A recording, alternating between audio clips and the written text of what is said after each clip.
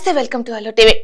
AP కూటమి సర్కార్ ఏర్పడి 5 నెలలు అవుతుంది। ఈ నేపథ్యంలో ఎన్నికల హామీలను నెరవేర్చడంపై సీఎం చంద్రబాబు ఫోకస్ పెట్టారు। ఇందులో భాగంగా ఓ కీలక హామీని నిలబెట్టుకున్నారు। గత వైసీపీ ప్రభుత్వంలో అమలు చేసిన ఓ నిర్ణయానికి తాము అధికారంలోకి రాగానే చెక్ పెడతామని హామీ ఇచ్చిన కూటమి అన్నట్లుగానే దాన్ని అమలు చేసింది।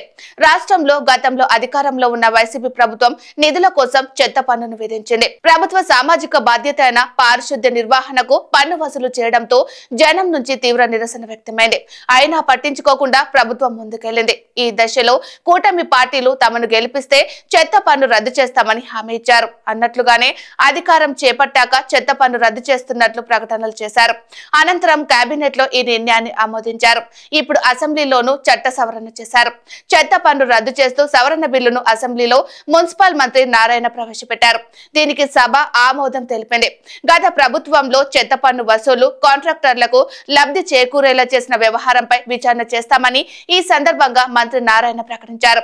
గత ప్రభుత్వం చెత్త సేకరించడానికి పన్ను విధించిందని సర్వీసు ప్రొవైడర్ల ద్వారా వాహనాలు ఏర్పాటు చేసి 40 మున్సిపాలిటీలో పన్నులు వసూలు చేసిందని మంత్రి తెలిపారు। చెత్తను సేకరించడానికి నెలకి 51,641 రూపాయల నుంచి 62,964 రూపాయల వరకు చెల్లించేదన్నారు। 2021లో నవంబర్ నుంచి చెత్త పన్ను వసూలు ప్రారంభించాలని నెలకి గృహాలకు 30 రూపాయల నుంచి 120 రూపాయల వరకు వసూలు చేశారని, వాణిజ్య సముదాయాలకు నెలకు 100 రూపాయల నుంచి 10,000 రూపాయల వరకు వసూలు చేస్తారని తెలిపారు। ఆస్తి పన్ను 50 రూపాయలు ఉన్న వారికి కూడా చెత్త పన్ను సంవత్సరానికి 356 రూపాయలు వేశారన్నారు। 2021 నవంబర్ నుంచి జూలై వరకు 325 కోట్ల బిల్లు అయితే 249 కోట్లు చెల్లించారన్నారు।